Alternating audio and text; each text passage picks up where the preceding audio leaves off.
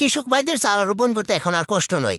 এই যে দেখেন চমৎকার একটা টুল, যেটা সাহায্যে খুব সহজে আপনি চারা রোপণ করতে পারেন। আপনার গাড়িটা যদি কখনো এভাবে ফেসে যায়, তাহলে টাকা খরচ করে জেসিবি বন্য গাড়ি টাকা দরকার নেই। এই যে দেখেন এভাবে একটা রশি আর টায়ারের সাহায্যে কিন্তু খুব সহজে আপনি গাড়িটা উঠাই নিতে পারেন। যারা সত্যিকার অভিজ্ঞ মিস্ত্রি, তারা কিন্তু দ্রুত কাজ করার টিকগুলো বের করে ফেলে। দেখেন পাটা দিয়ে ওয়াল প্লাস্টার প্লেন করতে গেলে অনেক সময় লাগতো, তাই দেখেন কিছু মতো একটা টুল বানায় নিয়েছে, যেটা দিয়ে ঘন্টার কাজ নিয়ে মিনিটে হয়ে যাচ্ছে। বুদ্ধি থাকলে টাকা খরচ করতে হয় না। এই যে ভাইটাকে দেখেন একটু পাইপ দিয়ে কিভাবে পুকুরের দিকে ফসলে পানি নিয়ে আসলো, না কোনো লাইনের দরকার পড়লো, না কোনো মোটর। কে বলেছে কৃষক ভাইদের মাথায় বুদ্ধি নেই? এই যে ভাইটাকে দেখেন প্লাস্টিক বোতল দিয়ে কিছু মতো একটা টুল বানাই নিছে, যেটা সাহায্যে ঘন্টার কাজ কিন্তু মিনিটে হয়ে যাচ্ছে। উন্নত টেকনোলজি মিস্ত্রিদের কাজও কিন্তু সহজ করে দিছে।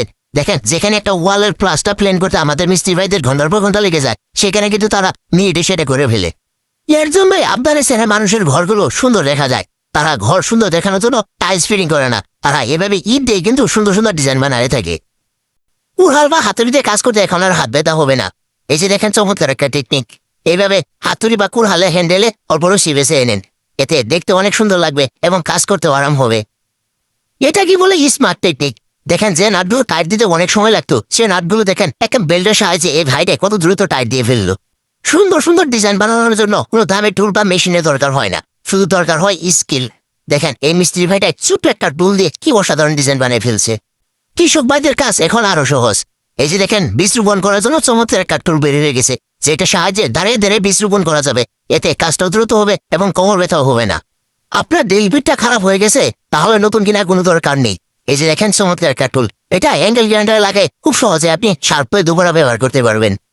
আপনার দরজাটা অটো ক্লোজার বানাইতে চান, তাহলে এই কবজাটা দেখেন, এটা দরজাতে এইভাবে লাগাই দিলে আপনার দরজাটা অটো ক্লোজার হয়ে যাবে।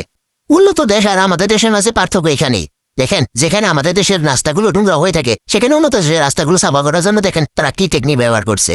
মিস্ত্রি তো সবাই হয়ে যায়, কিন্তু ডিজাইন বানানো মিস্ত্রি সবাই হতে পারে না, কারণ ডিজাইন বানানো মিস্ত্রি হতে গেলে বুদ্ধি এবং টেকনিক দুটাই থাকা দরকার।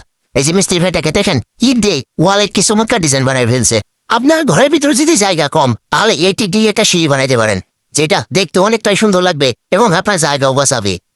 এখন ঘর বানান বালি সিমেন্ট ছাড়াই। এই যে দেখেন মার্কেটে চলে আসলো অসাধারণ একটা ইট, যেটা সাহায্যে বালি সিমেন্ট ছাড়াই আপনি ঘর বানাইতে পারবেন। মিস্ত্রি ভাইরা যদি এই টিকটা শিখে নেন, তাহলে ঘন্টার কাজ কিন্তু আপনারা মিনিটে করতে পারবেন। দেখেন উচ্চত কাজ করতে হলে আমাদের মাছা পাততে হয়, যেটা অনেক সময় এবং মেহনত লাগে। তাই আপনারা এই টেক নিয়ে 4টা তক্তা দিয়ে কিন্তু মুহূর্তের ভিতরে আপনি মাছা বানিয়ে ফেলতে পারবেন, এতে সময় এবং মেহনত দুটাই কম লাগে।